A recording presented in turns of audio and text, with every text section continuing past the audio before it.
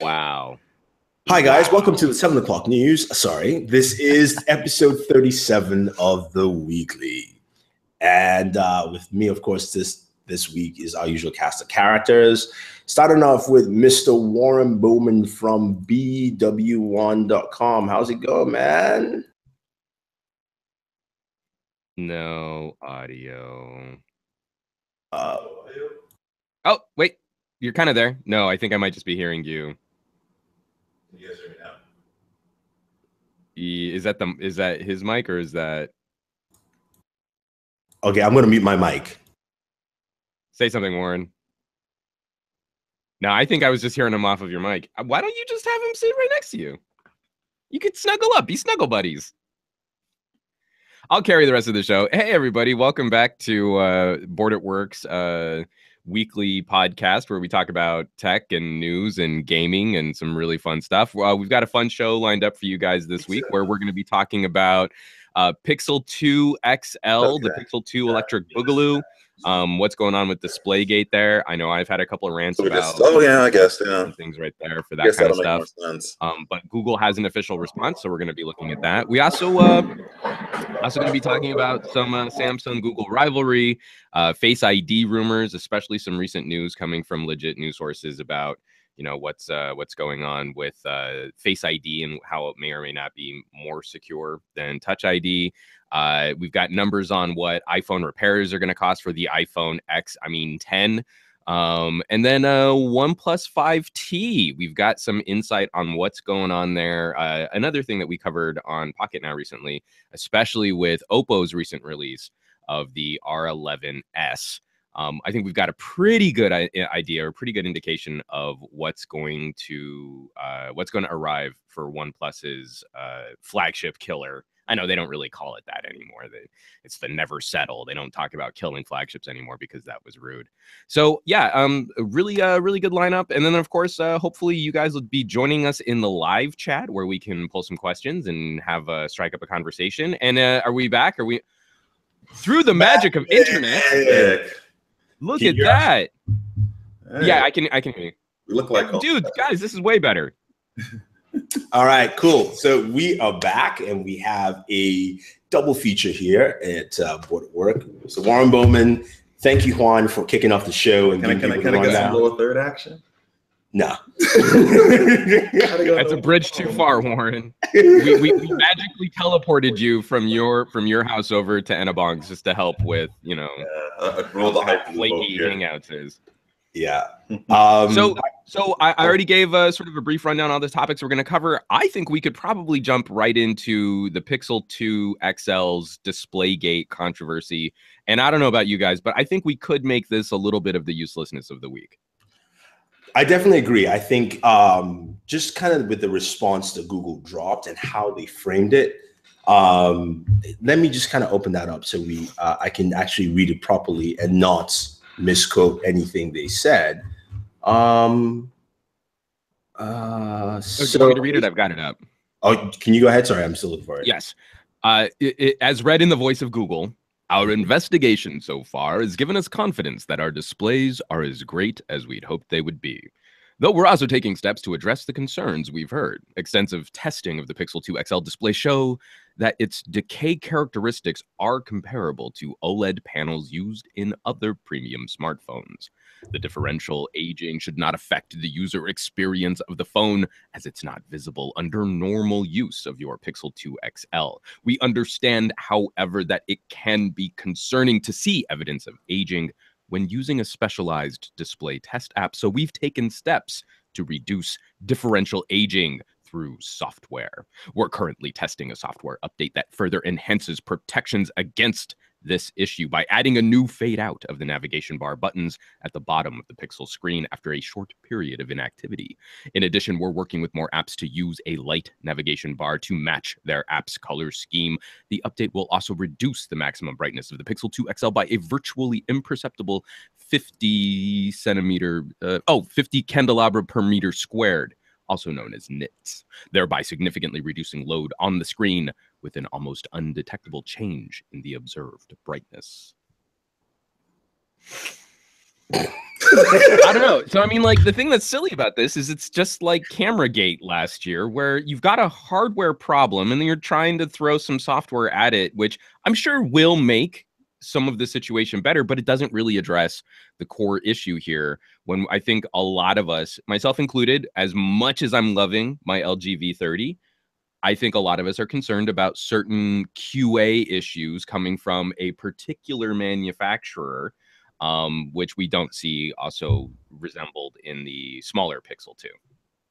Yeah, I definitely agree. And one of the things for me, I'm going to be dropping my 72-hour review of the Pixel is, and I'll tell you off the bat, is once I open up my Pixel 2 XL, I did a quick Periscope live unboxing. Right there and then, I saw blue tints, straight up. So explain to me, when you see blue tint, how far off axis are you looking at it? Or is it something that you can see when you're looking dead on? Because I see a lot of color shift on a lot of OLEDs. Mine is almost the slightest. So if I'm holding the phone like this and I have a white background on mine, once I tilt it just down a little bit, I can see it already. That's not a great viewing angle. Yeah. Man.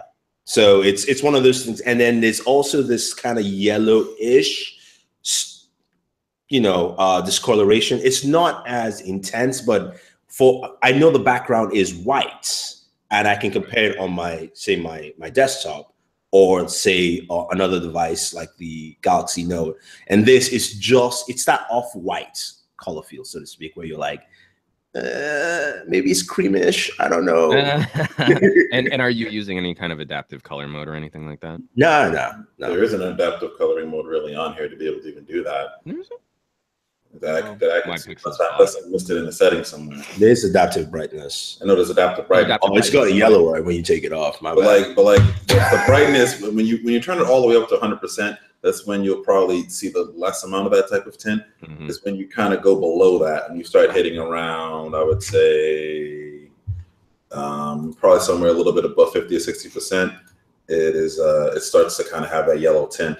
And then I also like you notice the blues in different angles and stuff like that. Like dead on here, I'm looking at it, how you look at your phone, I can see yellow.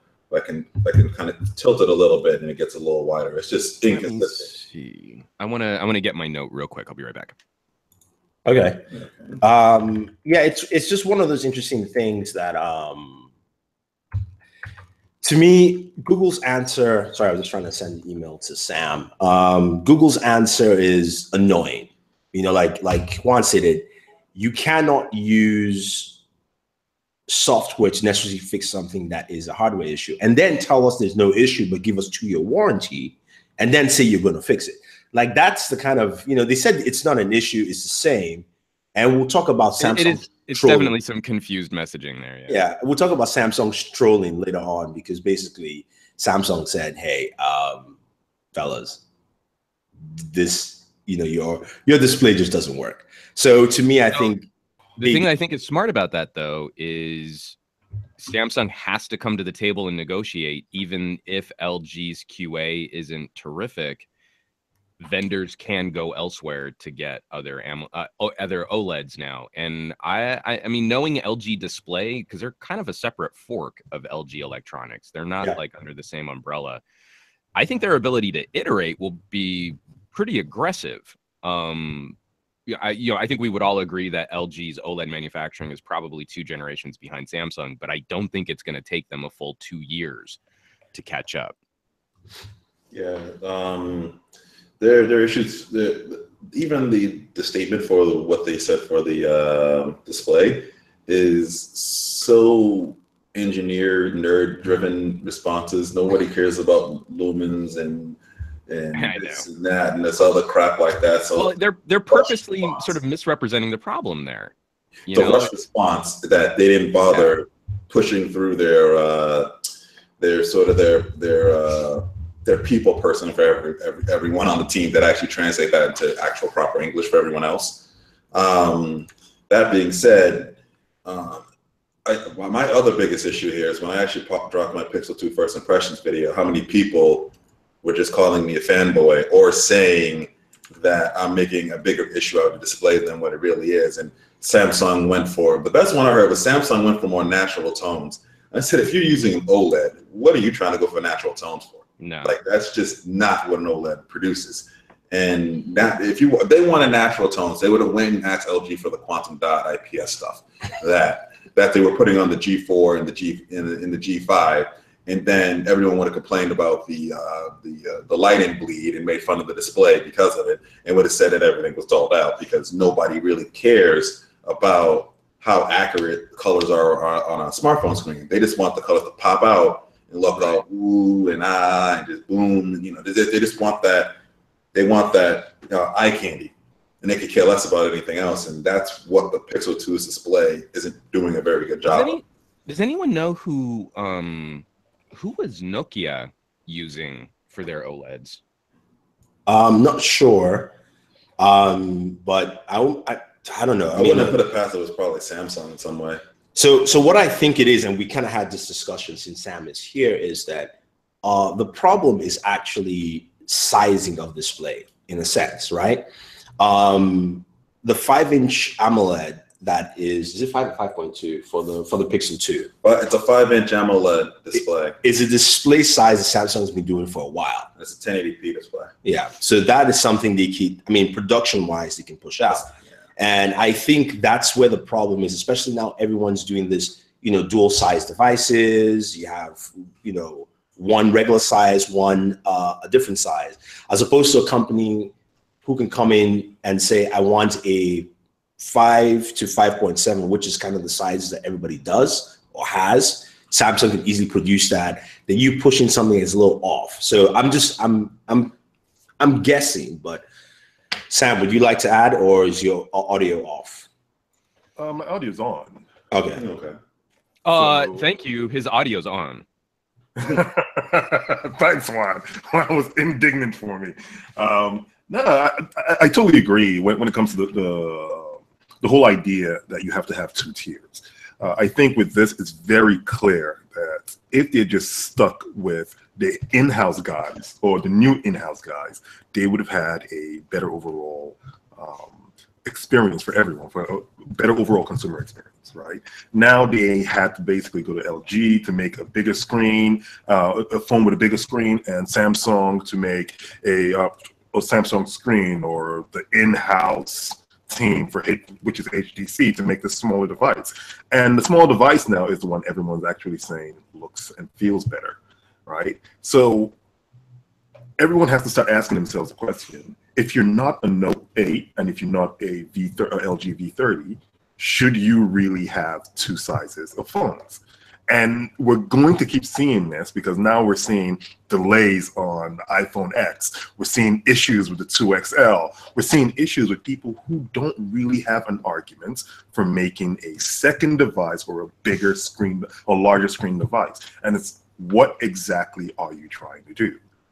And with the 2XL, I don't know what Google's trying to do. I don't know who is actually geared towards, except for people with bigger hands. Well, a 5+ inch display is pretty decent for people with bigger hands. I think the 2XL makes sense in that they've always had a 2-phone strategy, and that there was one platform that they wanted to push as the more aggressive hardware platform. I mean, I think the 2XL makes sense. It's just they shouldn't have gone with different manufacturers. Well, I don't think it would have even been that big of an issue if they had something unique that the 2XL did. Well, that was their platform to show off the new screen. Sorry. Now, hang on. It's not like they went to Samsung and got their smaller 2x1 display. Like, they could have done that. But I understand the need for making 2 devices is that there are just 2 different large user bases. There are people that like smaller form factor phones, and there are people that like larger form factor phones. That's just kind of what it is. If you try to ignore one over the other, you're going to miss out on a large possible user base for your device.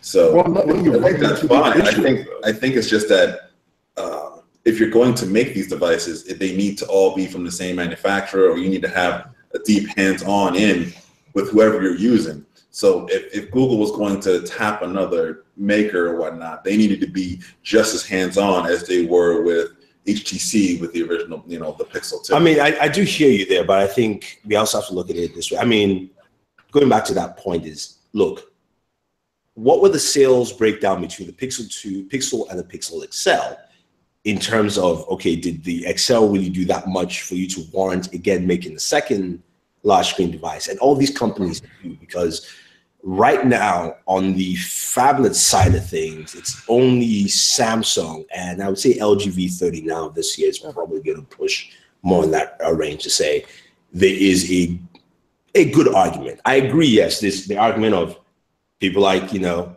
big hands over here, the big hand crew, you know. What are you trying to say about that? I feel like you're trying to call me out. This sounds like a political debate all of a sudden. but I mean, you know, I mean, to you guys' point, Warren and Juan, it is true. Yes, your Q&A has to be spot on. Yeah. You have to make sure, if you're going to do it, then you got to do it right. Either way, like whatever we argue that they should or shouldn't do it, the main argument here is, you guys are correct, is that if you're going to make it, therefore, you need to source the right suppliers, have the right kind of QA, and then not give us a bullshit answer that says it's not faulty, but it's faulty. We'll fix it. We'll give you an extra year warranty, but it's not faulty. So the thing that I want to throw in there is, I've just gone through the Note, the OnePlus 5, the Pixel 2, and the LG V30. When you tip, I mean, like what you were saying, like how you could start to see color shift just from tipping like that. All of these phones are exhibiting some kind of color shift. Yeah. I think the thing that's saving Samsung is because I like to use Samsung phones under basic. I don't like adaptive color. And what I'm mad at is the S7 had one of the most color accurate phone screens I'd ever seen when you used the basic mode. And in basic mode on the S8 Plus and the Note 8, the screens are really ruddy. But when you tip it, it's not a blue shift, it's a yellow shift. So you start getting yellow-green, which is a little bit closer to red, so I think it's a little less noticeable. The color hue on LG's POLED is cooler, and that means you're going to see it continue to get colder, which is why we see a more marked blue shift.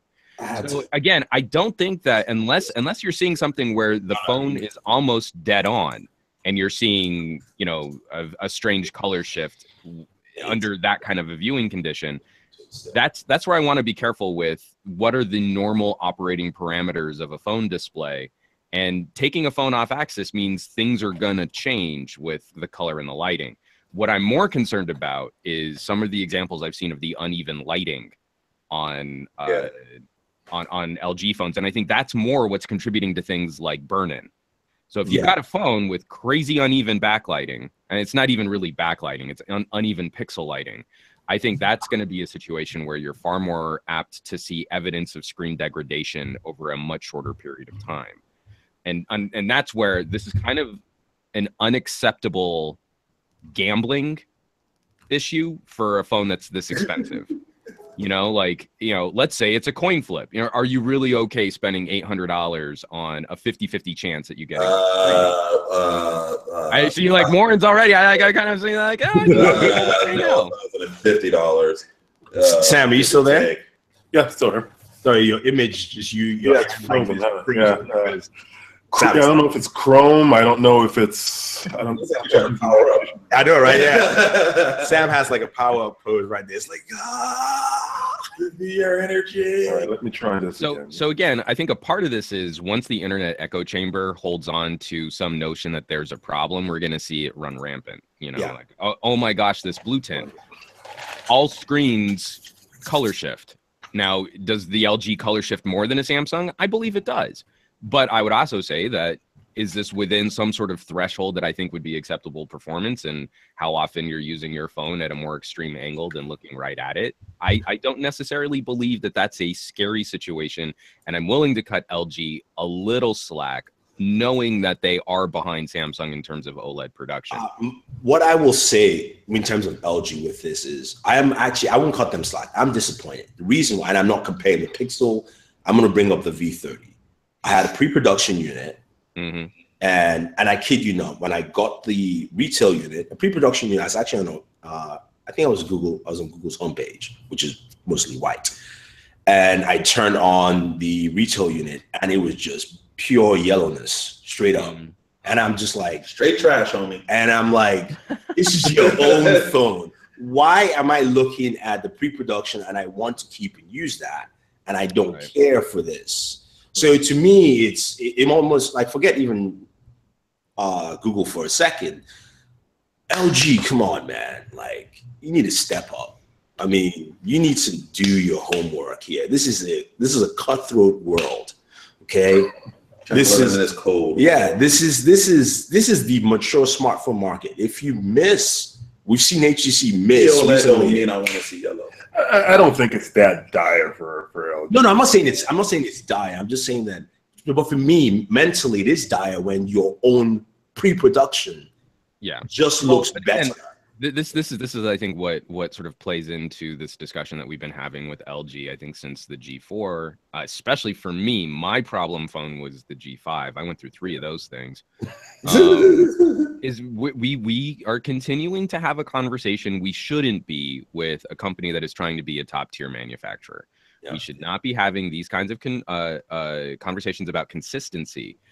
But one of the things that I think I'm more upset with Google than I am with LG is that the Pixel 2 XL is not the Pixel 2 XL made by LG. On that case, it's the Pixel 2 XL made by Google. This is their new hashtag. This is their new brand. This is their new advertising campaign. The phone made by Google. And if you're not in there assuring the QA, I mean, you can have every contract with LG saying, yeah, sure, well, totally, you'll make good screens. We totally believe you. The buck stops with Google. And so this is why I feel like if this is going to be the crown jewel premier, showcase phone for what Android should be, then Google needs to take the hit. Google needs to be the one responsible, and their actions in rectifying the situation are inadequate. It's literally the G phone. Like, it is the G phone. It has a damn G. Right. Like, you cannot be the G. They should call it the G phone next. Like, let's call this. Yeah. The G phone. I agree. I mean, it's like, well, we were talking about that. I mean, if it's going to be the Google iPhone, that's how it's going to be described to people. You might as well just take that next step. Doesn't sound as great as the iPhone, but G phone. I got that G phone, son. Hey, there you go. There you go. That's all you need to hear. All you got to hear is Flossie say that one time. I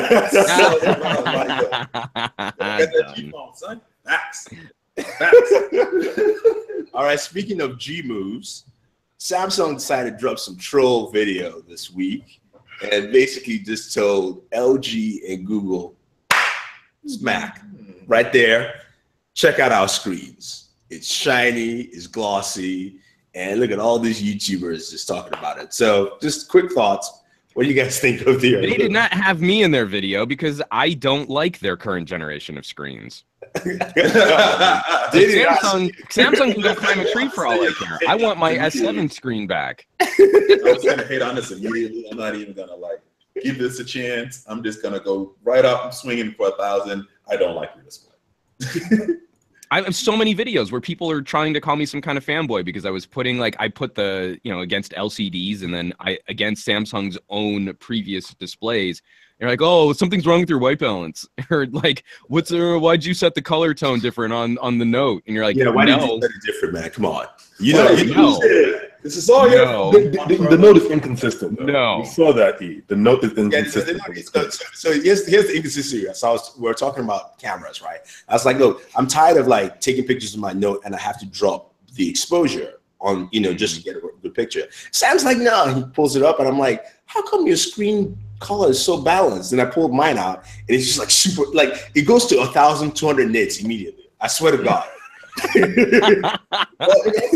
What I'm finding, it also depends on what modes you have it on. No, modes can change how that screen. No, we went to the settings and changed all of that. His was still significantly brighter. Sam was like, you put it's on a different mode. I'm like, take the phone, set it. It's like, never mind, your stuff is still brighter. It's okay. Any company shouldn't be throwing shade right now either when it comes to the consistency of AMOLED or OLED production. I'm not super thrilled with Samsung at the moment. either. I mean, I do like the screen at them. One, like you just take the display, just throw it at them. You know what I mean? I like a little controversy. I love the ad. I love the fact that they went out and said, Google, you want to play in the big boy space with phones? Let's do this. I love watching companies go head to head, but it's a little friendly kind of ribbing, I think. Yeah. So again, a company that basically invented every feature in Android that's available right now. That's true. But again, I feel like if we're talking about a manufacturer that may or may not have had some serious problems with building a phone, well, yeah, I wasn't going to say it, but funny how that word seemed to come immediately to mind. It's a clapback, Google. You got to get that clapback, man. See, I'm thinking though, I think maybe Samsung offered they probably did. Displays, and Google said no. They probably went, yo, we're trying to screw over Apple. Why don't you take these displays here so we can tell them we don't got them? Well, that's also, I think, what's kind of interesting about Samsung being as large a company as it is. I wonder if Google maybe did go to Samsung and with the current yield that they need to produce for the iPhone, couldn't get preferred pricing on the Pixel. Samsung Displays is not Samsung. Yeah. Samsung Displays are going to shop whoever's going to give them the most money for their product. And if Apple can tie up Samsung display manufacturing on the iPhone 10, I wonder if part of LG's POLED return wasn't a short-term strategy enacted because they were also working with Google on this phone. We have to believe that this phone was probably about 18 months in production, right? If not 2 years, if not since, before the original Pixel. It would make sense to me that the business strategy could, I mean, like what you're saying, maybe it was Google who decided not to go with Samsung on the bigger screen. It could also very well have been maybe Google just couldn't buy through Samsung at a rate that made sense for their phone. I mean, it seems to me like, I don't know, it seems like they try to, because they're making two phones, and it seems like they're always trying to avoid some type of nepotism and continue to try to work with different manufacturers to show that they're not trying to compete against Android manufacturers, but so much. So they try to use different people, and this could have been a case when them trying to say, oh yeah, we're not just going to stick with HTC, we'll use another company as well too, and we want to show that we're supporting Android manufacturers, but we're also going to make our own offering. Now, Warren, do you think that was like by design, or do you think that's something that they can fall back on? No, look, we're totally still working with partners, but our HTC division couldn't scale up fast enough for us to do what we wanted. I think honestly, LG sold them on POLEDs to be just as good as AMOLEDs. With the saying, we can give you the same production at a lesser price, and you'll be able to save money here on the phone and make more of a margin on the 2XL. Yeah. I'm pretty sure that's what actually was said. And they probably looked at it and said, all right, we got to spend a lot of money on AMOLEDs here, which cut into the profits. And if we try to go up to, the 6 inches, this is going to cost us significantly more too for another inch off of this phone. We want to keep this phone at a certain price range too. We don't want to reach $1,200 on a Pixel 2XL, but let's see if we can reach a little bit less. So I think that's kind of probably the reason why POLED was chosen, because LG probably went in there with their best POLEDs produced, compared it against probably whatever the worst Samsung AMOLED they could find, because they're not prone to not doing this one. If you go to plenty of their TV events, you'll see it.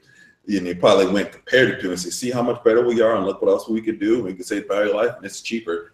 And then when full production came out, we saw what happened.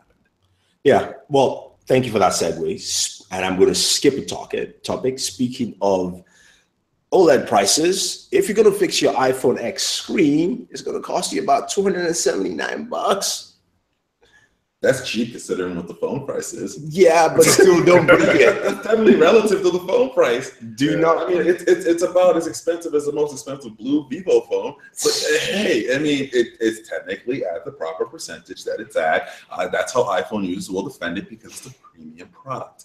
So if you're gonna have a premium product, you need to have, there's gonna be premium prices with it. It's not like you go out there and you get yourself like an Audi or a high-end car and expect not to have to pay for premium. Well, but I mean, like, haven't recent Samsung screens been pretty expensive to replace too? I mean, not $250, but haven't recent Samsung screens been pretty expensive to replace too? Like, aren't we getting close to a $200 price on the S8?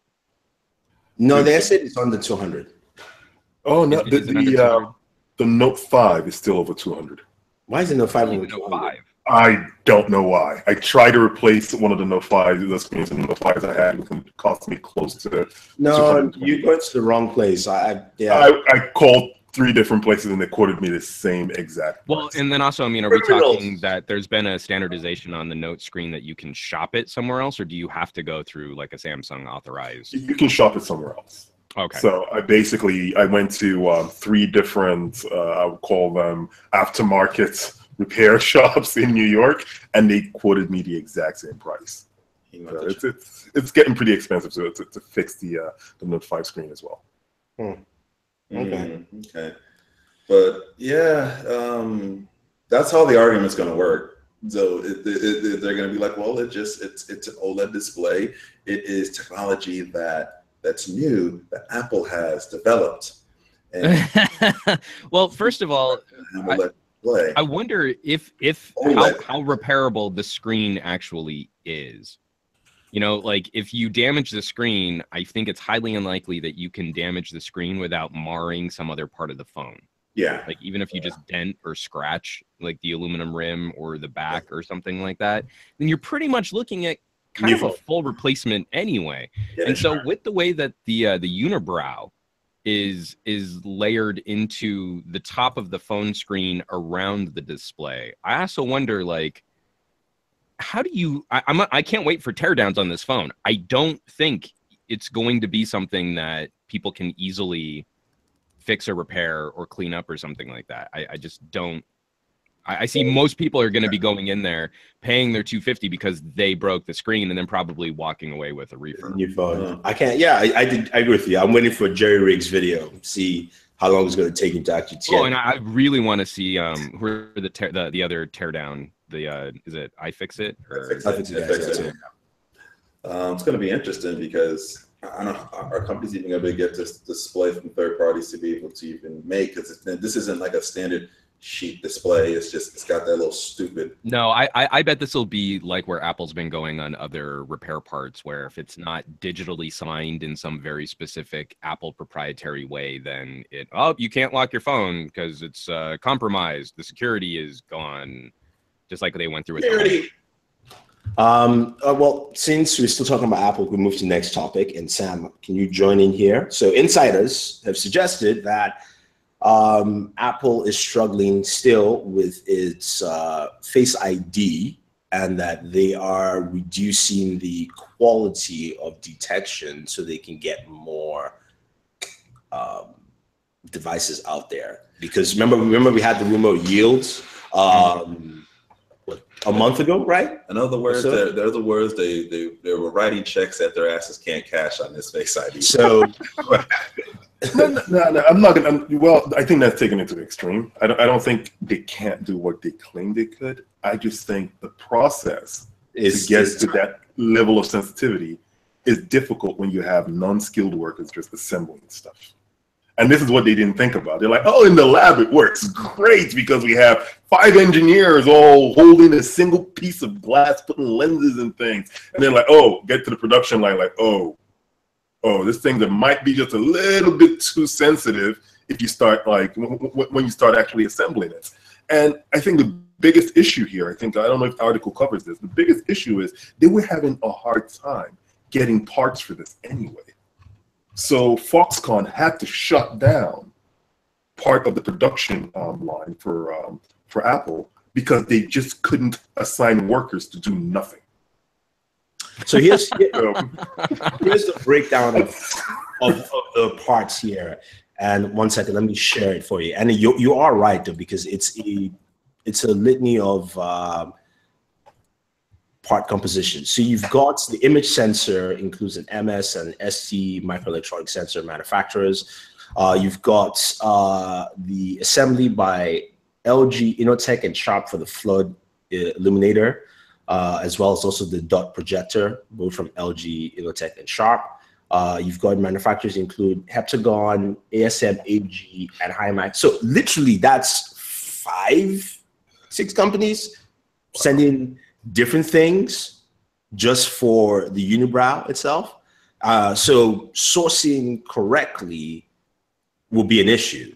And then the article also talked about how the lead up time for this, which is usually 2 years, is much shorter. So Apple didn't come to their suppliers in time to say, hey, look, this is what we're doing. They kind of came in a little bit last minute and said, okay, we're doing this, and here are the parts you need to get. So let's just make it happen, type of thing. So I mean, you're definitely right. It's not something they can't do, because this is a tech that we've seen on Windows Hello. Sorry. Autoplay, you got burned. I know, right? This is something that Microsoft has done with Windows Hello cameras, and we know it's possible. So it's not like it can't be done. I think it's just the timing and also the sourcing of parts. But anyone else want to interject here? Anything else you want to add, people? No, I mean, again, I think this is going to increasingly be part of the discussion for phones moving forward. Is we've got to see these companies, if they're going to continue to raise the prices on us because of these kinds of logistics, then we also need the guarantee that we're going to be getting consistent products out of them. I mean, we're even going to have yet another debate on radios and antennas on the iPhone because of, you know, Qualcomm chipsets versus Intel chipsets. And are you really getting all of your LTE performance? Maybe you should just always buy the Verizon model, because that's got the CDMA support that you need from Qualcomm, which you'll have better throughput speeds on other LTE carriers. I mean, like, we have to start. We have to, at some point, for Apple, for Samsung, for top tier manufacturers, we have to at some point say, it's not okay that they're kind of the same. If you have two different variants of the same phone, it's kind of not okay at $1,000 that yields are this low, that there could be consumer disruption when one little part from one company in this thing that took a dozen manufacturers to produce is not working. I mean, at some point we do have to start calling these companies out more, considering, you know, how much less buying and spending power consumers have these days. Oh, definitely true. And realistically, I think it still goes back to the whole discussion. I know you're going to be like, no, they have a two-phone release kind of mentality or marketing strategy. But the idea is, at the end of the day, do you really need a bigger phone? Think about it. If they didn't have the 8 Plus out there, might they have had more time to focus on the X if they didn't have to work on a scaled up version of the 8? It's just the scaled up version of the better camera. They can put this camera on the 8. They just don't want to. Yeah, that's just called. They might have had. I mean, they could try to melt it to the old device, but then you get people complaining. I know, but I do agree. You don't have to make a middle of the road the device. You can still make a high end device, but not too high end device. One that's basically 6-inch plus, and another that's like 5.5. You don't have to do that. I don't. Do you have to do that? I think this year, you know, some of the narrative also, and like Steve Wozniak said, he said he's skipping the X because the X is the 8 and the 8 is the 7 and the 7 is the 6. Exactly what he said. Now, to me, it would have, marketing wise, hype wise, and also even maybe manufacturing wise, if you released the 8 and said this is the iPhone 8, and then people are like, wait, where's the 8 Plus? You're like, and here's the X coming out next. The X will take that, not DMX, man, come on. The X. I don't know why he's not in the commercial for them for this. Because all the crack he's been doing. I mean, come on. LG missed a huge opportunity with the G6 too. You know how amazing that would be if he was in the commercial. Think about that. Just imagine them playing that song. X gonna give it to you. Just the way he talks to him. He's the only one that sounds like him. No one else sounds like DMX. DMX. Just imagine him. Just imagine the commercials. Better yet, a pure example is go watch a video of him like rapping like what was it? What was he rapping? Rudolph the Red-Nosed Reindeer. Imagine that. Okay. Commercial. Okay, that's not even side railed. But just going back to the fact that if they just announced the 8, put the camera in the 8, maybe just increase the battery by an 200 milliamps, you can still do it. And then give us an X as your replacement for the Plus, because the X has a bigger display than the Plus, by the way. It does. Well, does it? Yeah, 5.7. Yeah. Well, no. You're just looking at the diagonal. Hold on. The X is a 5.7 2x1 with that bar cut out. Hold on. Let me. Yeah, but the 5.5 inch with, I mean. Well, no. Because what we need to do is talk about surface area. Hold on. You guys keep talking. I'm going to do the math on this. Surface area, the X might actually have a larger surface area. No, it might be smaller. It might be smaller. So no. I think the X is going to be, what is it? It's a 5.7 2x1 display. Yeah. Okay. Anyway, as you're doing the math, but anyway, that would be your larger phone with still a small footprint that both people can use, whether people with large hands or regular folks, and that will make more sense. And then it's like, okay, I don't want to pay $1,000 for the X, but I do like the 8, and I think it goes a long way as we see the math people doing math over there. To me, it makes more sense, and it's something that could have helped with some of the issues. Supposedly, like Apple now came out and said that is not true. Everything is going ahead on schedule, so we just have to see. Pre-orders happened on Friday morning. Okay. So a 5.7-inch diagonal on an 18:9 screen has 83.8 centimeters squared surface area. Right, 83.8. The 5.5-inch screen in a 16:9 aspect ratio has 83.4. centimeters squared. Oh God in heaven! It's just so much bigger. But no. But the unibrow cuts into your usable. God damn it! Unibrow gets us again. So basically, we essentially end up at the iPhone 8 Plus having like decimal points, slightly more usable surface area on the display. Yeah. You are right. Usable surface area is the way. Okay. All right. But still, it is comparable. It is comparable in terms of surface area, and it would just make more sense if that was your new replacement, as well as also the better device, and you didn't have to have an 8 Plus anymore. To me, that would have just made more sense. No, I agree with you, and again, I think that there are opportunities, but I wonder if Apple just wasn't too afraid to rock the boat on their cash cow. iOS is where the company makes a majority of their cash. They're kind of, I think it's bad for them that they've got so many iPhones right now, because I think consumers are looking at these very, gradation differences from the iPhone. What do they still carry the 6S? Yeah. iPhone SE, the iPhone 7, the iPhone 8, the iPhone 10. I think they still carry the 6S. Yeah. With having so many devices in the stable as being current supported phones, I think this is a number cruncher's decision, not a visionary's decision. Yeah, they do have the SE, 6S, 7, 8. That's too many. Too many. When this is exactly what Wozniak, I think, nailed when he was talking about why he went with the iPhone 8. How do you communicate with consumers where they used to just have the iPhone, and then you could get last year's iPhone for cheaper? And then they had the little iPhone and the big iPhone. And then they had the really little iPhone, the little iPhone and the big iPhone, and last year's little iPhone and big iPhone. And I mean, like, this totally sounds like a bean counter decision, not we are driving the mobile industry and we are the benchmark by which all come. This is a decision made by people who are afraid to lose out on a few dollars on the table, and in essence will probably cost the company more money in the long run. I think what it is who's the CEO again? I forgot his name. Sorry, Tim Cook. Tim Cook. You forgot the CEO.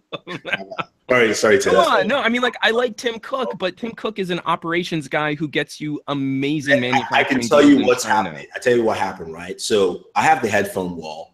Tim Cook has the iPhone wall, and he was like, I gotta have at least starting from an SC just to cover up 2 each. That was his thing, and that's why we have next year. We're gonna have the iPhone X and the X Plus.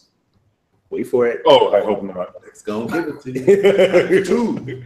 Well, so what have you guys been reading up, like the rumors that the iPhone X might be getting some kind of price adjustment? I thought that was the 8 that price adjustment. No, 8. Oh, was it the 8 that's getting the price adjustment? I thought the iPhone 10 was going to be getting some kind of adjustment. 8 because 8 has not been selling well. Yeah. Because a lot of people are just like, I'll wait for the X. Or I know a few people who actually saw the 8 come out, weren't going to get the X because it was going to be too expensive, and ended up on the iPhone 7. Whoa. I like that the iPhone. Totally defeats the purpose, man. No, I really like that they brought in wireless charging. I think 4K at 60 frames per second on the camera is cool. They didn't need any of that. And they really didn't want any of that. And so you look at the iPhone 7 to the iPhone 8, and once you have iOS 11 on both phones, what's the benefit if you're not going to use that totally reminds me of what Mr. Fisher said, where he was like, yeah, man, one of my friends is like, yeah, I have the new iPhone 7 last year. She's like, this is 5 or 6 or something like that. Yeah, no clue what phone they had. Well, and I still have a few family members where I've been saying, you know, you have an iPhone 5, you've got cases and mounts for it. I mean, my uncle has the 5S. You've got cases and mounts for it. Just get the SE. Literally, I mean, you don't have to rebuy any accessories. It's going to fit right in. It's more powerful. It's got a better camera. Just do that. It's going to be half the price of a phone that you won't have to buy extra accessories for, and you can still use the aux line in your truck. That is true. That is very, very true there. Let's move to our last topic. OnePlus 5T. OnePlus does this every year. They always have a 5T version. I care because the 5T is always the better version. The T version is the better version. It is, but it's just like, then why the hell did you put out the first one? You always wait for the letter augmentation. If it's an iPhone, wait for the S. If it's a OnePlus, now we wait for the T. That's my problem with this thing. It's like they put out a better version of the same damn phone 6 months later. And I'm like, at least the other companies just throw 2 phones in your damn face and tell you to pick one. This one is like, not only are we going to get you on this year's new phone, but we're going to bone you 6 months later when we give you a better one, probably at a lower price. Well, yeah, but then 6 months after that, you'll get an even better phone. Exactly. So there you go. So no. And then 6 months after that, you can get an even better phone. This is OnePlus should put out. He can't even make words. He's so incensed. One's like, no, I don't have words for this. So you have a word. All right, so let's do a quick breakdown of what this device is. But for me, what's the most interesting thing is showing Amazon's aggressive smartphone nature. So right now, besides you getting budget phones, also you can get the LG G6 and the G6 Plus on Amazon as well as part of the Amazon phone. So Amazon is going through this whole process of saying, let's put out a lot of devices. And this is going to be an Amazon exclusive from this leaked image here saying OnePlus 5T launch events on the 16th. Sales starts. This is what you should have done from the get-go instead of telling people to send you pictures. Saying OnePlus should have done this from the get-go instead of asking, send us your pictures, and if you're cute enough, you get a pre-order. Yeah. You bring it up from last year. But in terms of what the device will have, it's still going to have an 835. It's going to have an 18:9 full view display. It's not an AMOLED display, I think. I don't know. I'm just guessing. Chipsets will either have 6 or 8 gigs of RAM, which is what they usually do. Camera is expected to be 20 megapixel setups, and Android Oreo. This looks like the definite version of the OnePlus 5 for this year. This is a OnePlus 6. Like what? No, this is a damn near brand new phone. No, I really don't think it is. Have you guys seen? So this is what I mentioned while you guys were messing around with mics. Oh, thank you. Why I'm thinking that this is, I mean, like all of this stuff has been looking really legit is we've seen the Oppo, the R11s, and it really does look like they took the exact rear shell of the Oppo R11 and then just put in a taller screen on the front. And so I kind of get like the 5T, it's not about changing up the chipset. Like last year, the 3T was about getting the 821 over the 820. And did the OnePlus 3, the OnePlus 3 had 6 gigabytes of RAM. So it wasn't difference with the RAM. Yeah, the RAM, it's the RAM was the same. But so now instead of it being like there's no Qualcomm 836, right? No. So instead of it being about getting a better chipset, it's we're going to change up the screen. But other than that, it's virtually the same phone. Oh yeah, no, I definitely agree. I don't think it's a new device because the internals are the same. The camera setup, I think, is the same. At least now, off the gate, it's not going to be terrible because they've done through all the software updates they needed to. But it's just the definite version of the device, and I think it goes back to displays again. They probably couldn't source 18:9 display earlier. Well, and also, who was making a full HD 2x1 screen? No one. I don't know who. I'm assuming they're probably sourcing this from Samsung after all other conversations. But yeah, I don't think that pixel pitch was really in the pipeline. Yeah. When they were trying to manufacture the OnePlus 5. I'm just curious with this. Will this have Alexa integrated?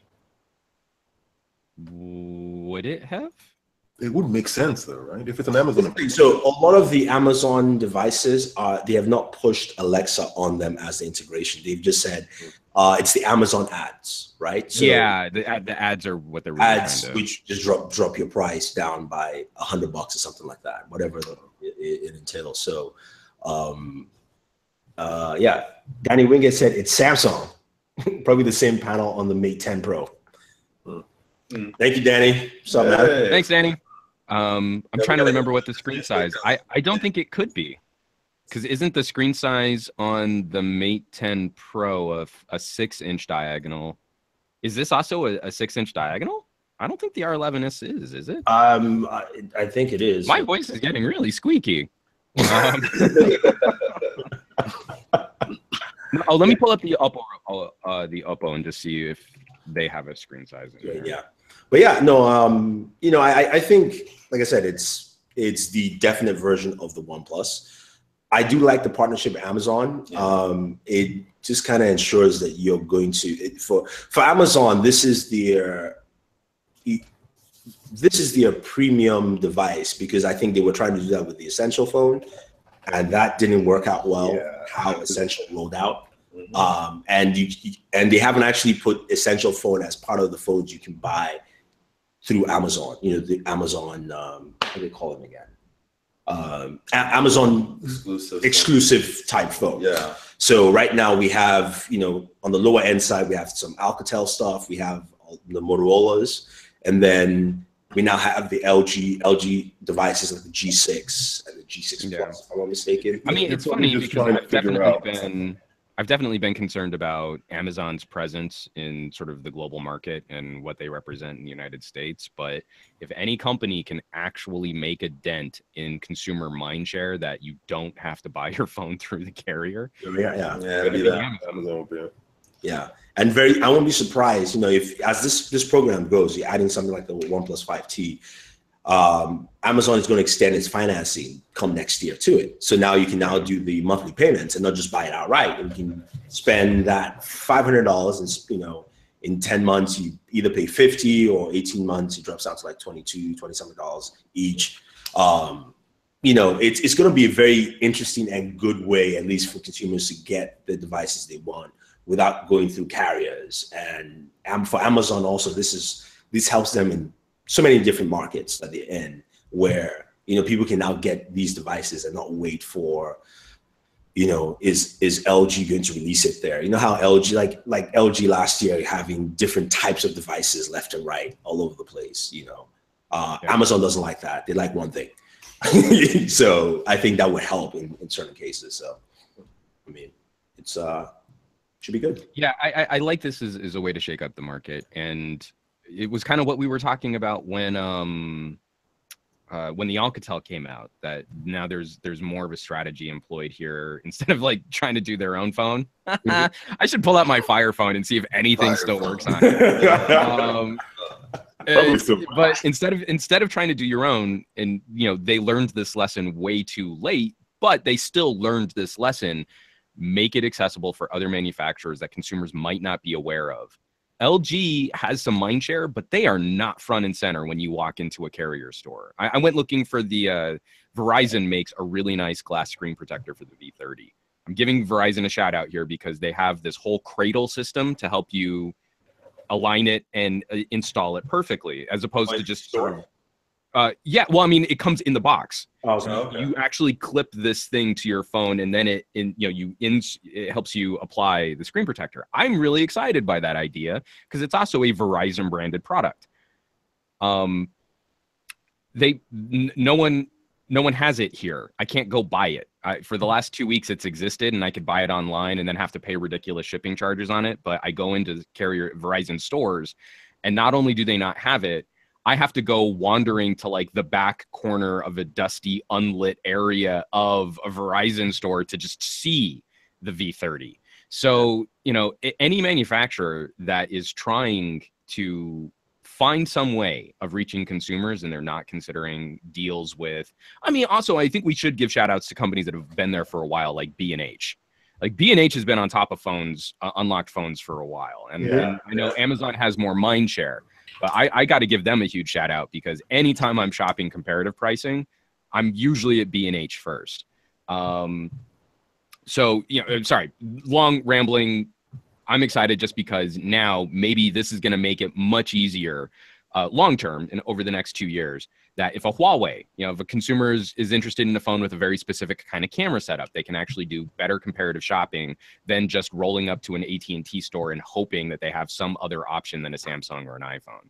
Yeah, well, I thought they would have been in this deal before. Huawei. You would think they'd be in this before. Well, weren't they one of the first with the Honor? I thought the Honor was also one of these. Oh, yeah, the Honor was mostly online, but it was the Honor was sold online. It wasn't part of Amazon's device. Yeah. Oh no, I'm sorry. I'm thinking of when Honor cut their deal with Target, not Amazon. Yeah. So they have actual floor space at Target. That's different. You're right. I can see here. Did you figure out the size? Danny and Roland are talking about the size of the.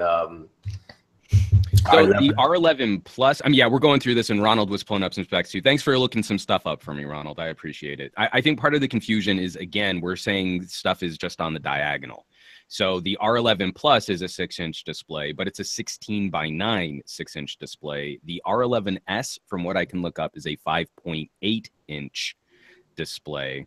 Oh wait, no. Now I'm seeing something different. Now I'm seeing on GSM Arena, it is a 6-inch diagonal. Why won't you so then maybe that is the same panel that they're using in the Mate. What website did you use, Juan? GSM Arena, man. Come on. I did a search for Ricky. R11S like an idiot. No, you're right. I'm sorry, Ricky. I should have just used your site first. Although I'm still talking to GSM Arena as to why their audio benchmarks are so wonky, because I think all of their audio benchmarks are wrong. I mean, now you're just throwing shade, man. Come on. Shade's been thrown. Yeah.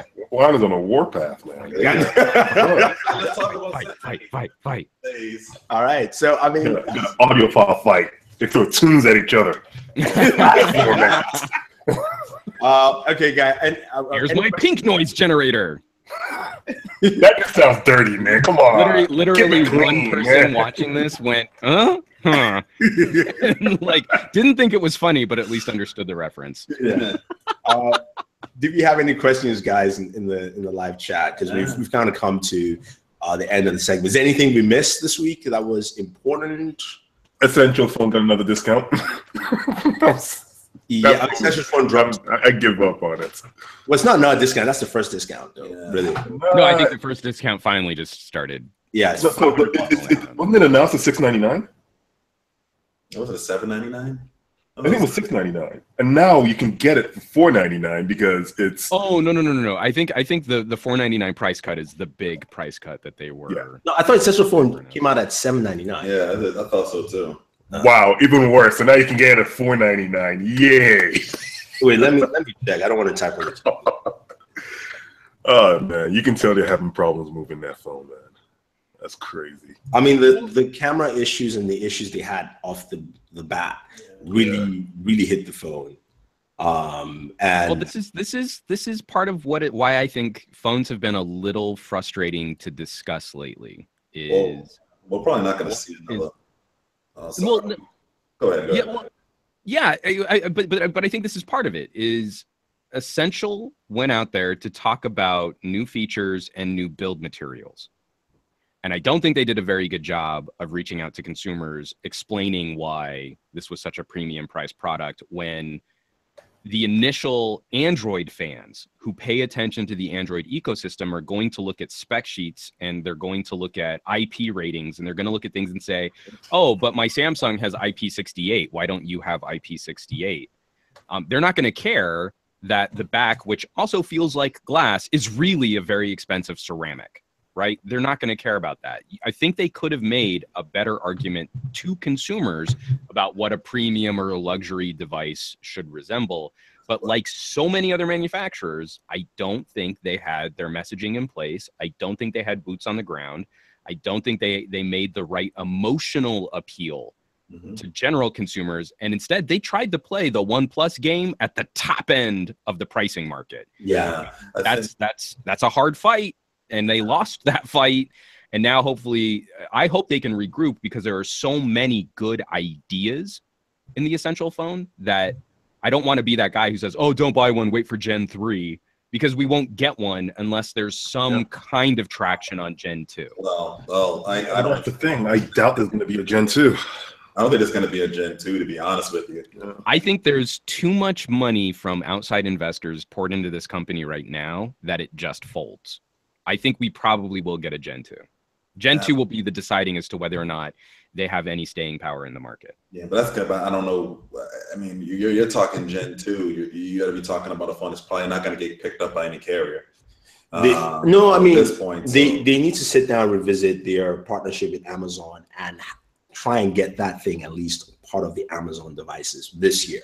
So at least the holiday, you now have the Essential and the OnePlus 5T as those two devices on the higher tier. And then you're going to get some traction there. And then next year, the benefit they have is that because of the kind of display they have and the materials, since everybody's switching to that, pricing for that will drop.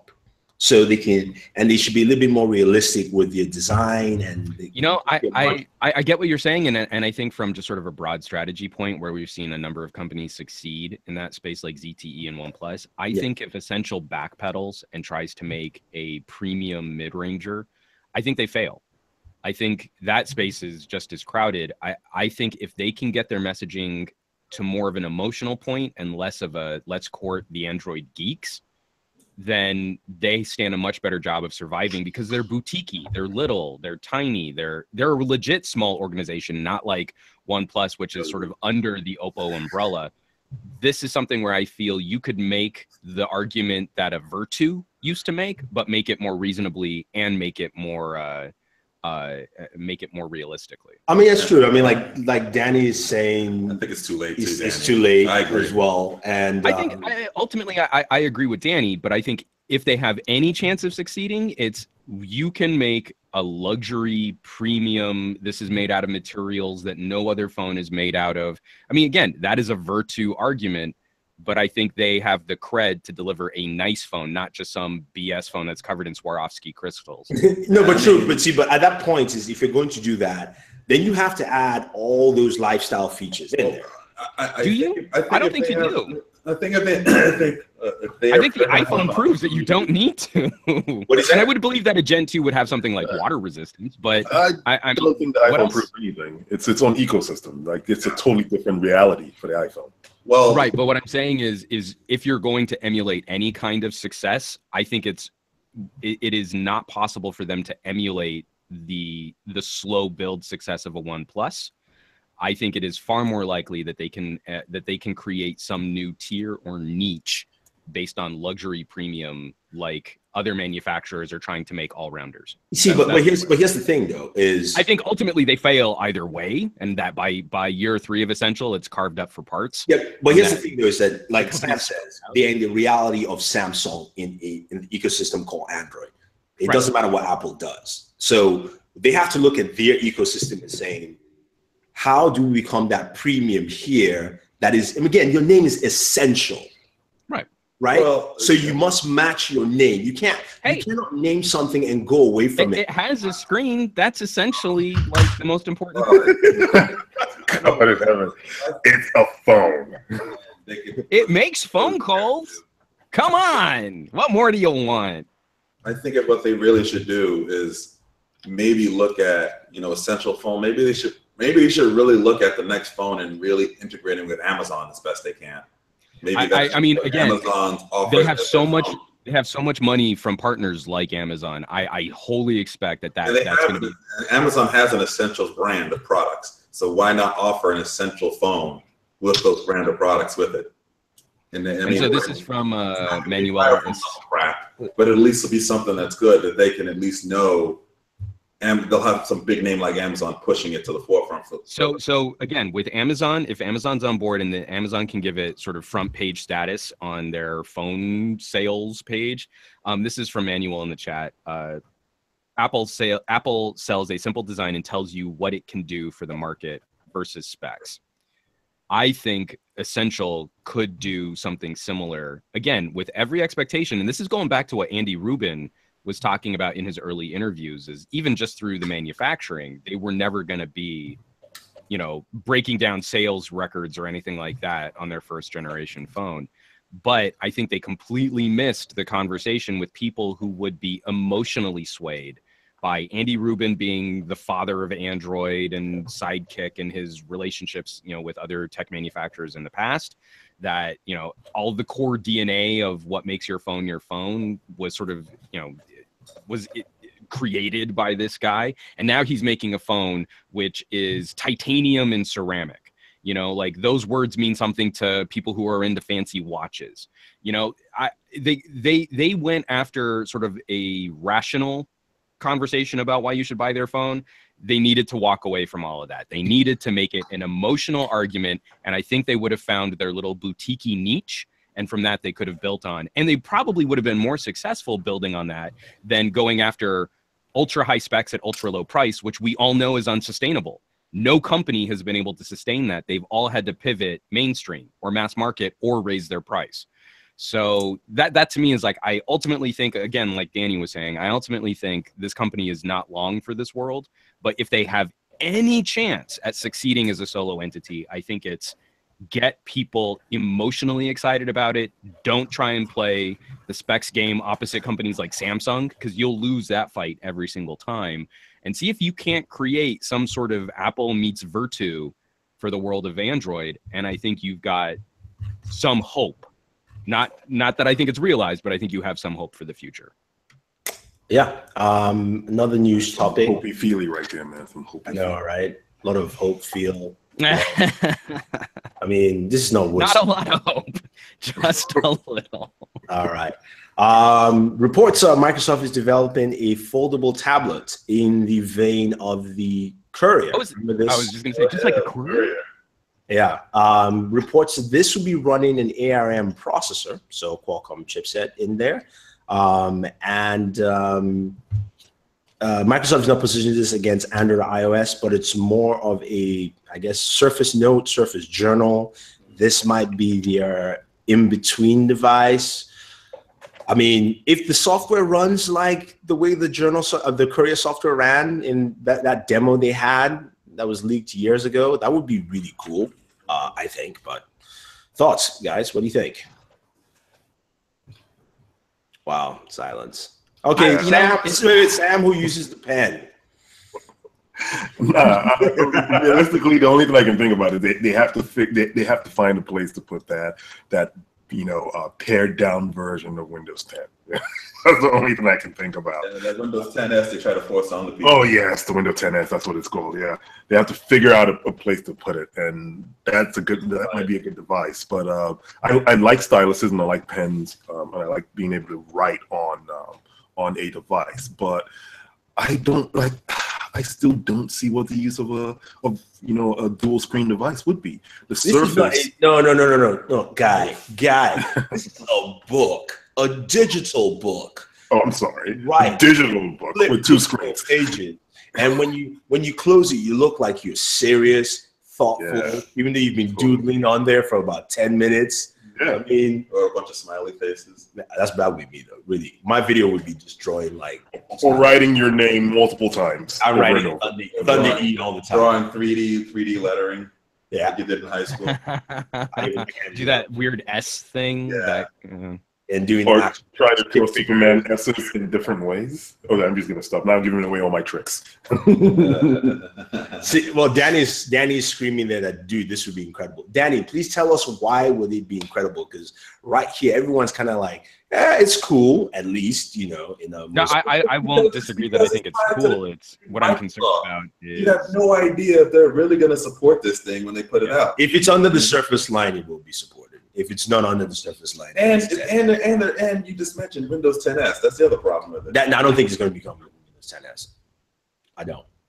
The traction for Windows 10s, once OEMs, remember they announced OEM devices. Usually OEMs after the announcement have a Christmas push for these devices. There are no statements, which means OEMs have just told Microsoft, we're not doing it. No. Yeah. Well, because half the time, all the Surface laptops come with it, and immediately people just upgrade because you can do it for free. You'd immediately go, I don't want this. And then they upgrade to S, and it's done in like 10 minutes. And you have the regular operating system. There's no point of them. S is legitimately just a skin on top of Windows 10. Well, S will be good for something. It's like a wrap that's around package, and you got to unbox your operating system to actually get real stuff. S will be a skin. What it is literally it's like a stop blocker saying you just can't run this. It's a saran wrap around the package. That's what it is. But Danny is saying the software would be everything on this. I mean, Danny, can you elaborate, bro? Because you're just making it sound like short statement. This would be great. Software would be everything.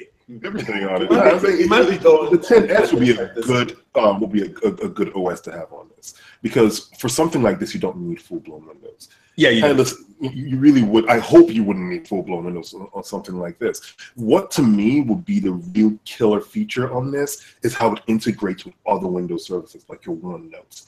If it could be Windows 10S but still make sure it runs full blown like OneNote, that might be a selling point. You know. Okay, so I guess I'm kind of cranky and old. Yeah. Get off my lawn.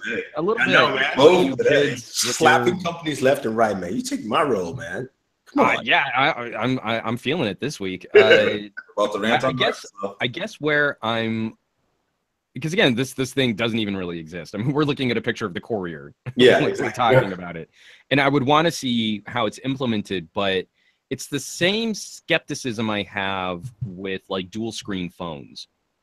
I'm curious, where in the market have we been looking for expandable screen real estate devices that there's a real opportunity? Oh, I'll show you the market. I'll be right back. Just keep talking. Yeah. The other thing happened that time where I was like, I needed two screens, but it wasn't really sure if I wanted it as a phone or as an actual device, or maybe I was dreaming. I wasn't really sure. Making the mistake. This is the market for a dual screen phone. Okay. Oh, right. God, that's a fictional universe that I don't know that I want to live in. Look, if it's on film, it existed. Okay. I understand, but I kind of feel like a lot of this is in the same kind of realm as something like modular phones, where it's cool. I'm not saying it's not cool, but I'm not seeing where it really does legitimately solve some kind of use case that people have, without it just being sort of like, this is something that's cool. And, you know, kind of in the same way that the tablet market has sort of plateaued, you know, and we're getting into these sort of mixed usage devices, tablet PCs, you know, like that solves some real issues. I don't know that the dual screen phone or the foldable tablet is in the same necessary area as I think a lot of us are also hoping that we'll be starting to peel some of these services off into other displays too. I think the ability to throw content from my phone directly to a computer monitor and use that in a more desktop style environment is more valuable to me than a phone that unfolds to be sort of a mediocre tablet. A tablet that, you know, can also be a real computer and dock and use like real graphics cards and real computer hardware, and then just becomes more of like a regular tablet when I pull it out of that dock, is more valuable to me than a tablet that folds in half.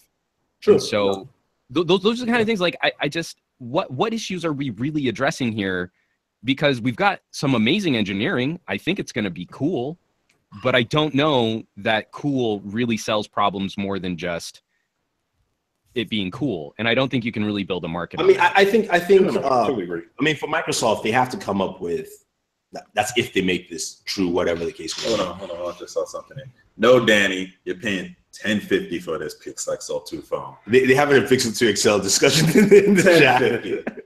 So if you're Microsoft, if you can show 3 very solid use case scenarios, then I think you at least get people to understand what this device is. To me, I kind of see this as, this would have been a great device as a, like going back to Sam's point of Windows 10s, Windows 10s Surface Student, whatever you want to call it, right? This is that book that you take to school that you can actually use as a computing device. You can write and solve problems. You can use it in that case scenario, and it only costs maximum $500. To me, because it's running, of course, a Qualcomm chipset. Like that is that kind of scenario I can see it, or, you know, where it works out well. Like, I don't know what, I'm not the engineer there at Microsoft. They probably have other cool ways of interpreting what this device, this fictional device could probably, you know, turn out to, which is why I referred to Westworld, because this device doesn't exist.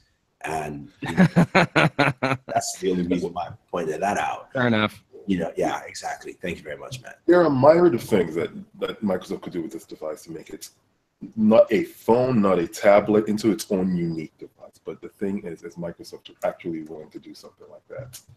And to me, the answer is no. I don't think Microsoft's willing to do something like that, because this could be a really cool device if you want to really go out there and think all the crazy things they can do with current technology in this device. Right? You know, if this device comes with a braggy like wireless headset, it could have a phone antenna in it. It could, you know, could use a stylus to take notes, and you could watch a video on one while you're taking notes on one, notes on the other. Yeah. You could imagine everything, but wouldn't Microsoft, is Microsoft willing, or have they actually shown recently that they're willing to well, so I mean, that's a cool hypothetical, is like I can take notes and watch a movie at the same time. So really think about where is this thing going to fold? Is it going to fold horizontally, or is it going to fold vertically? It's going to fold. If it's like, you're going to fold like a book, right? So you're going to prop up 2 portrait-oriented screens to take notes on one and watch a landscape film in portrait mode on the other? Yeah. Or are you going to prop one screen up in landscape and have one screen flat, so that then you're looking down at your notes and looking up at the film? I mean, again, we can come up with hypothetical, there are cool things to do, but like, what? How exactly what is this really meant I can't imagine an actual consumer-facing product which is going to be able to solve what you're talking about better than if I just have one really nice display that I split screen and have my notes on one side and the film on the other, which I can do on a phone, I can do on a tablet, I can do on a Surface, I can do on an iPad. I can do it on my Note 8 right now. But no, I'm just saying, at the end of the day, I totally agree with you. This dual screens, I don't get it. I still don't get it. I don't think it's something that's that's actually going to happen or going to stick. But I disagree with you on modular phones, but that's an aside. But yeah, no, dual screens, to me, it's a solution. Modular phones, son. It's a solution looking for a problem. At the same damn time, I want to be able to do a calendar and an email at the same damn time. But you can. Yeah. Yeah. I mean, look, anyway, we'll have to just wait and see. So yeah, I think we're at the end of the show. While Danny's in full rant. Danny is just giving a beautiful lecture on the Pixel 2 XL in the chat. Thank you very much, man. Danny's like, he can't recommend the Pixel 2 XL on principle because he believes Google's getting away with murder. Let me actually state it properly. I can't recommend the Pixel 2 XL because of principle. Google is getting away with murder. I did say it properly. My bad. But yeah, we've got a part of the show where we talk about what we have on our channels and what we can expect next week. I'm going to start off with Mr. Warren Loman. Oh, you ain't here. Put me on the spot while we still have camera battery. So what I have up on the channel now, I have my Pixel 2 XL for first impression review on it.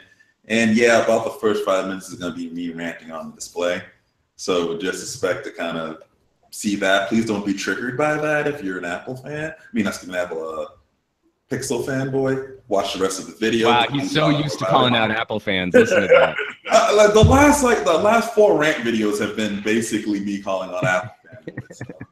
So, I have that up next week. I plan to try to get this sort of a final overview of the Pixel 2 XL, and some other cool videos coming up as well too that I can't remember off the top of my head right now.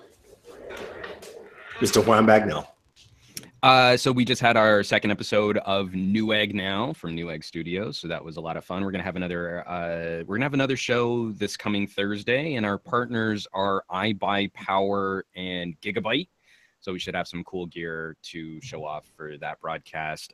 For some gadget guy, I finally got my review done on the Trend Labs Nova wireless earbuds. Not a bad set of truly wireless earbuds for $80. A really great charge case, can also charge your phone, and pretty good specs, all considered that they're half the price of a set of AirPods. So that's on Gadget Guy and on VidMe. And I have another episode of MYMHM recovered, and we're talking sports films. This is from a while back. So I've got crazy, bushy, almost Keanu Reeves-like hair in John Wick, Keanu Reeves-like hair in this episode. But that should be going live probably in about an hour. Nice. All right, cool. Sam, what are you working on? I don't know. The Ionic. Yes, the Ionic. I was actually looking for it. I was like, it's on my desk. The Ionic, and that's about it, right? Oh yeah, we still have to do the bed. Yes. Right. I still have to do that. Yeah. We got our new mattress tech coming up. Yeah. How you gonna break that in, Sam? How you gonna break that in, Sam? Oh. I mean, come on. Well, I have slept on it for a while now, and it seems to be broken into with a lot of sleep. I've slept quite well on it. I'm glad to hear it. Sleep is very important. Wow. That is just righteous. So we had to change cameras because the Panasonic G7, which I was using, giving us that crispy look. We look at foggy. Yeah, I know, right? Like My bad. Game. Like with the past game. Let's see if that's better. There we go. Look a little that camera just died. Like 3 to 28. Yeah. But on my end, I'm trying to pull up my videos to see what I put up this week. Yeah, we had Daniel dropped his review of the Acer Predator G6. Does he stop playing games? With the GTX 1080 Ti. So this video of mine used to be out like 3 weeks ago. Homeboy has just been playing games on it because he can do it on 4K and enjoy. I'm like, where's the video, Daniel? I was like, it's coming, man. But this rig is no, really, I promise it really is coming. Yeah. And then we also have our review of the obviously I call it the simplest way to back up your phone. It's a sponsored video from Meme. It's a cable that charges your iPhone and backs it up automatically. So for those of you who are super lazy in backing up your device, all you have to do is just charge it at night and it backs it up for you. That's it. Done. You don't have to do anything else. And then Microsoft sent us the Xbox One X. Check out our massive unboxing. It was a reviewer's kit, so there's a lot of stuff in there, which is cool. I was excited and surprised. I was really happy. For some reason, I just keep hearing buzz every time you're talking about this Xbox One X. I wonder why. Why? I don't know. Just keep going. Keep going. Yeah, it's pretty cool. Why isn't DMX sponsoring the X either? I don't even understand this. Like, how is it fair that you have an Xbox One X in your apartment? That's just not even right. Here. This is his year. Products with him are here. I'm just gonna phase all this part of this whole conversation out with the whole Xbox One X because I don't want to have to hate you for this. So I'm just gonna phase all of that out. You're getting yours like next week, man. Like, no, not next week, man. On the freaking 7th, okay? On the freaking 7th. Wow. I mean, wow. I gotta wait. I gotta wait. So angry. Okay. I mean, like, chill, bro. I mean, I thought we're friends, man. We've been friends for a while, right? I'm just gonna stop. But why do you have an Xbox One X, man? Just explain this to me. Just explain this to me. All right, me. How about that? Will that work? Okay, that kind of works. Perturbed. No. Actually, no. Sam's perturbed that he can't get the Xbox One X in white. Right now, he has this that's white really irking me, man. So he's very pissed that when he gets it, it's going to be Pro different. didn't come in white. PS4 Pro didn't come in white. Yeah, it's a PS4 Pro in white. There is that. Yeah. Yeah. I have a white PS4 Pro and I have a white Xbox One X. Yes. Just get a D-brand scan or colorware and stop. Yeah, D-brand. Just D-branded. D-branded, man. And then we also have our review of the Alcatel Idol 5 by Adam. Check it out. Solid budget phone, $199. So that's up there. Next week, iPhone's coming out next week, right? Right, the third. Yeah. So I mean, if Apple's actually going to ship them, I suppose that is when people will. Next Friday, iPhone stuff. We'll get that.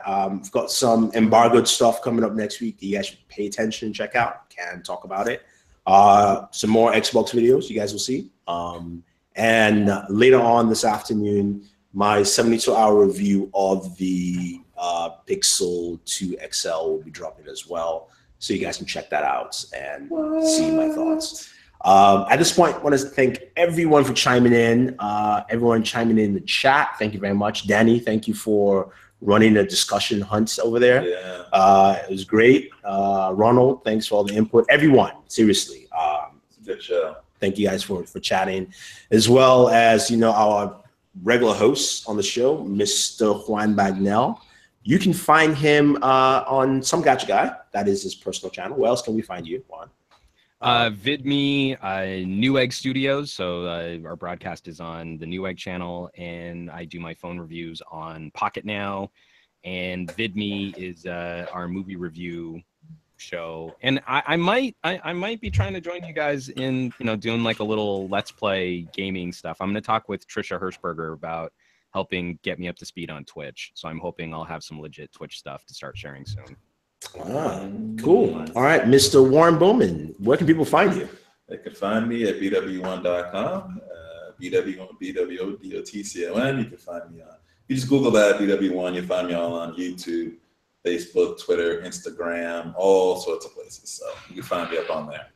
All right, cool. And Sam, you can find him. He's part of the Booredatwork network. His Twitter handle is @blackiron_man. Yeah, man. Sam is Iron Man, just the black version. He's not. They already have one now. Her name's Riri. Copyright infringement. And of course, it's Booredatwork for me. So you can find me on Booredatwork, YouTube, Twitter, Instagram, all social networks, and also our website, Booredatwork.com. Thank you very much, guys, for trying to keep looking at this camera. Thank you very much, guys, for watching. And we'll see you next week when we, of course, have some more stuff. Join us again, 12 p.m. Eastern Time or 9 a.m. Pacific on Saturdays. This is Thunder E saying thank you and always enjoy your entertainment.